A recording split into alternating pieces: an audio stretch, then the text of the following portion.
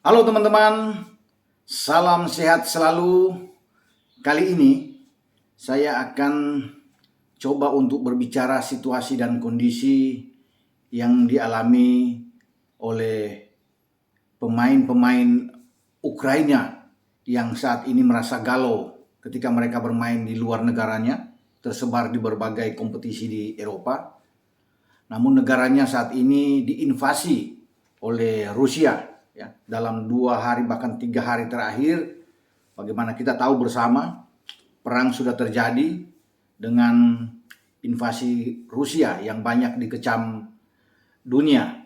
Ya, kita tidak berbicara soal politik di sini, tapi bicara tentang kelangsungan dari masa depan sepak bola yang melibatkan di dua negara tersebut, baik di Ukraina sendiri dan juga di Rusia. Dampak yang terjadi dengan situasi dan kondisi yang memburuk ya, yang terjadi di Ukraina setelah pasukan Rusia ini menyerbu masuk untuk menguasai beberapa daerah. Dan terakhir memang sudah terdengar ada 2 kota yang sudah bahkan dideklarasi oleh pihak Rusia, di kota Donetsk ini dan Luhansk sebagai kota yang merdeka. Nah, kalau bicara dengan Donetsk ini kan menyimpan cerita atau sejarah yang baik ya, di mana mereka atau kota ini menjadi salah satu tempat penyelenggaraan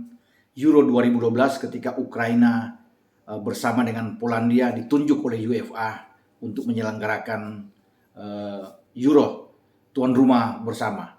Karena saat itu memang ada 4 kota yang ditunjuk yang menjadi tuan rumah di Ukraina kalau saya bicara sini, selain di Donetsk ya, yang berkecamuk saat ini dengan stadion mereka yang megah itu Donbas Arena.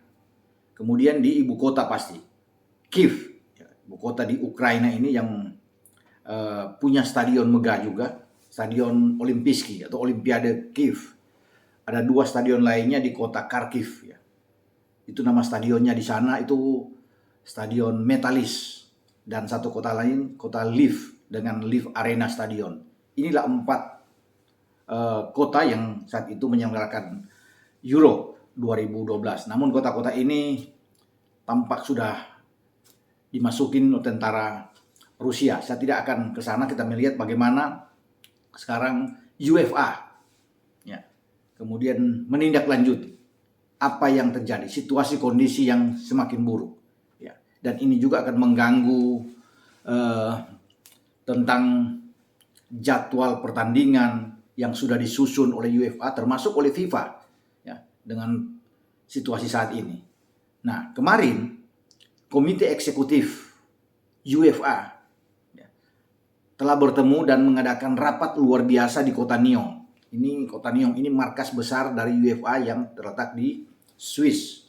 Dan keputusan yang diambil pada Jumat kemarin yaitu memindahkan penyelenggaraan final Liga Champions atau UCL pada musim ini yang akan berlangsung pada 28 Mei yang akan datang, di mana tuan rumah ditunjuk adalah Saint Petersburg di Rusia dengan stadion mereka itu Gazprom Arena yang juga dipakai di Piala Dunia 2018. Nah, UEFA memutuskan dalam rapat luar biasa itu membatalkan final atau acara final di Saint Petersburg.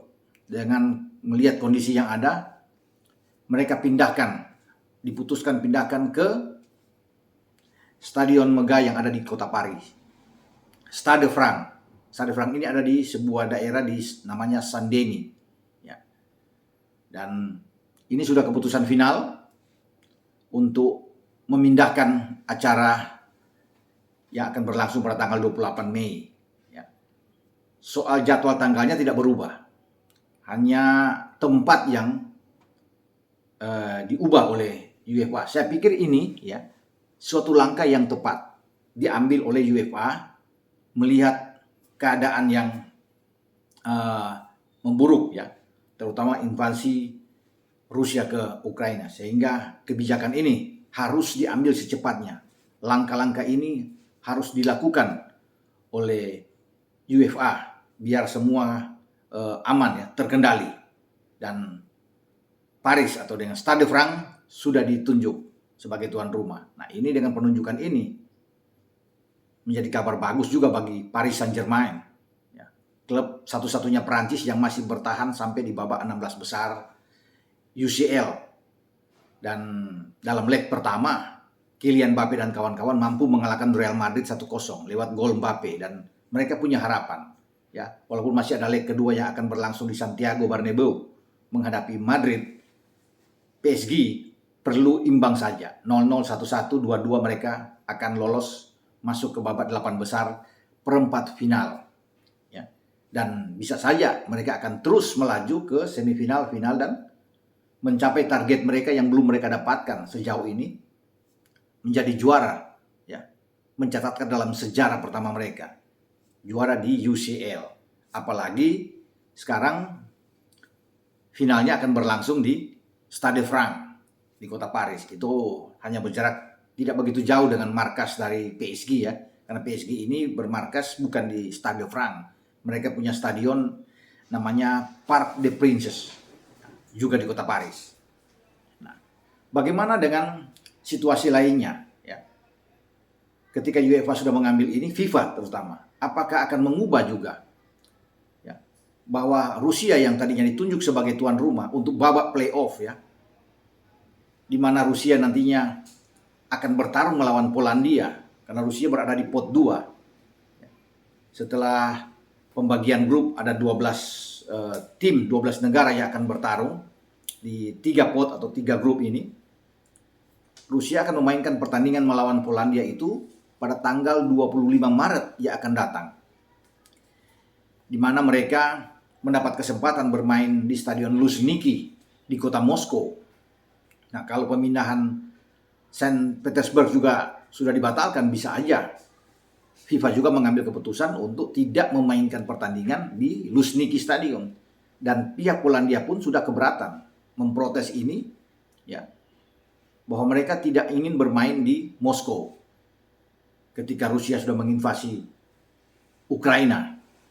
Ada 2 tim lainnya juga termasuk Swedia dan Republik Ceko yang nanti akan berada di sana, karena Swedia dan Ceko ini juga akan berada dalam satu pot dengan Rusia dan Polandia, dan mereka akan bermain finalnya juga akan berlangsung di Luzhniki ya, untuk pot 2 ini. Itu yang membuat bahwa baik Polandia, Republik Ceko atau Swedia ini terang-terangan sudah menyatakan bahwa mereka keberatan, tidak ingin untuk berangkat bermain di Moskow. Dan ini harus diantisipasi oleh FIFA ya, untuk menyikapi pertandingan ini, karena sudah bulan depan ya. Karena kita tahu bersama juga, selain Rusia, Ukraina juga ikut di pot 1 atau di grup A ya, di mana mereka memang tidak akan bermain di Ukraina, akan bermain di Scotland ya, di Hampden Park di Glasgow sana. Namun ini pun kan berpengaruh ya. Dengan situasi kondisi yang saat ini, semua pemain akan galau ya. Karena mengingat bagaimana dengan kejadian yang saat ini memporak-porandakan negara mereka, terutama di Ukraina ini. Bisa aja tim nasional mereka tidak punya waktu untuk bersiap dengan situasi saat ini. Ini pun harus disikapi. Karena di grup A ini selain ada Ukraina dan Skotlandia, juga ada Wales dan Austria yang akan bertanding di grup yang sama ya, dengan Skotlandia sebagai tuan rumah. Nah, kalau bicara dengan Ukraina ini ya, banyak pemain-pemain mereka itu bermain di luar, pemain-pemain bagus ya, kalau bisa dikatakan banyak. Satu di antaranya adalah Oleksandr Zinchenko ya, pemain bertahan bisa di gelandang dan bek kiri yang ada di Manchester City ya. Ini pemain yang bagus, dan dia juga galau dengan melihat kondisi yang ada, terutama mengingat keluarga-keluarga mereka yang ada di Ukraina, sehingga mereka untuk pulang pun agak takut, was-was dengan kondisi yang saat ini yang terjadi. Selain Zinchenko, kita tahu bersama di Inggris itu masih ada Andrei Yarmolenko ya, gelandang yang bermain di West Ham United. Kemudian kalau kita bergeser lagi ke Atalanta, mereka punya pemain Ukraina juga ya, Ruslan Malinovsky yang kemarin gacor mencetak gol ketika melawan Olympiakos ya, dari Yunani di Liga Eropa ketika Atalanta menang. Itu Malinovskyi. Kemudian di Spezia mereka punya Viktor Kovalenko. Ini gelandang serang mereka yang ada di Spezia Serie A. Mereka masih punya pemain seperti Roman Yaremchuk yang ikut menyelamatkan Benfica dari kekalahan, hampir saja kalah dari Ajax Amsterdam ya di leg pertama babak 16 besar. Dia bermain untuk Benfica.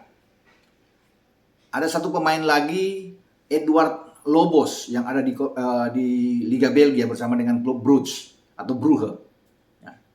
Ini ya, Taras Kacaraba itu bermain di Slavia Praha. Ya. Ini pemain belakang, Lobos dan Taras. Jadi itu pemain-pemain yang ada pemain-pemain bagus kalau saya bisa katakan. Ya. Pemain Ukraina ini bermain di luar. Nah, mereka tentunya tidak akan kembali, akan merasa was-was, ketar-ketir dengan situasi yang ada.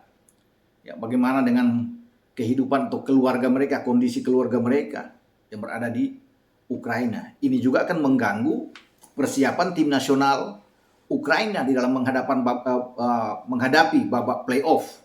Ya, untuk menentukan 3 wakil dari Eropa lolos ke Qatar 2022. Karena Eropa itu sudah menempatkan 10 tim sebelumnya sebagai juara grup di kualifikasi yang langsung lolos. Nah, playoff ini hanya menyertakan 12 tim yang menjadi runner up. Ya, runner up terbaik kemudian akan bertarung dibagi dalam 3 pot atau 3 grup. Karena di grup 3 atau di pot 3 ini ada tim-tim kuat ya. Ada Portugal, ada Italia, di samping Turki dan Makedonia Utara. Nah, kemudian mereka akan memainkan pertandingan-pertandingan ini. Ya, akan ada semifinal di masing-masing pot, kemudian mereka akan berlangsung final, dan 3 di antara mereka ini juara-juaranya langsung bergabung dengan 10 wakil Eropa yang sudah lolos lebih dulu. Ya, wakil Eropa yang sudah lolos itu juara bertahan Prancis, ada Kroasia, ada Inggris, ada Belgia, ada Spanyol, ya, Jerman, Belanda, yang sudah lolos, Serbia tentunya juga ikut lolos ya. Ada Denmark kalau nggak salah. Denmark sudah lolos lebih dulu ya. Belanda yang juga sudah ikut bersama dengan tim Eropa ini ya. Yang kejutan tentunya Serbia yang sudah bisa lolos lebih dulu. Jadi ini luar biasa ya. Nah, Ukraina itu berada di bawah, di grup D saat itu kalau nggak salah, di bawah Prancis. Mereka kalah dalam persaingan melawan Prancis. Rusia kalah dalam persaingan hanya 1 poin di belakang Kroasia di grup E, sehingga membuat Ukraina dan Rusia ini harus ikut di babak playoff. Masalahnya apakah FIFA akan terus ya, mengakomodir Rusia ini sebagai tuan rumah? Itu menjadi tanda tanya besar. Ya. Dan kalau memang mereka UEFA sudah mengambil tindakan memindahkan tempat final Liga Champions dari Saint Petersburg ke Paris, ya saya rasa juga FIFA harus bisa bertindak melihat ini. Bisa saja mungkin pertandingan itu tidak berlangsung di Rusia dengan penolakan Polandia, ya, Republik Ceko, Swedia. Bermain mungkin di luar, di tempat netral yang diatur ya, oleh FIFA sendiri. Kita akan tunggu nantinya apa yang harus dilakukan oleh FIFA dengan tim nasional Rusia ini. Ya. Atau apakah ada sanksi, kita tidak tahu. Namun juga harus bisa melihat kondisi tim, sekali lagi, tim Ukraina. Sayang memang. Ya. Bagaimana mereka ini terpukul dengan situasi perang saat ini. Banyak negara-negara luar tentunya mengecam apa yang dilakukan oleh Rusia. Tapi sudah terjadi. Tinggal bagaimana sekarang menyelamatkan tim nasional Ukraina ini yang berpotensi lolos ke Qatar ya, dengan pemain-pemain terbaik yang saya sudah bicara tadi. Ya. Oke, sampai di sini pembicaraan saya dengan situasi kondisi. Ya. Bagaimana UEFA sudah mengambil keputusan memindahkan final dari Saint Petersburg ke Saint-Denis dengan stadion Stade Perang. Tinggal kita melihat bagaimana sekarang antisipasi FIFA untuk mengadakan pertandingan playoff ya di zona Eropa khususnya dengan kondisi yang ada di tim nasional Rusia setelah penolakan dari Polandia, Republik Ceko dan Swedia. Semoga perang yang ada saat ini di Ukraina itu cepat berakhir dan Rusia bisa menarik mundur kembali ya pasukannya dari Ukraina. Itu menjadi harapan semua sehingga ada kedamaian yang terjadi. Oke, sampai di sini pembicaraan kita dengan situasi sepak bola yang ada di Ukraina yang sangat miris tentunya, dan juga tentang tim nasional Rusia. Ciao.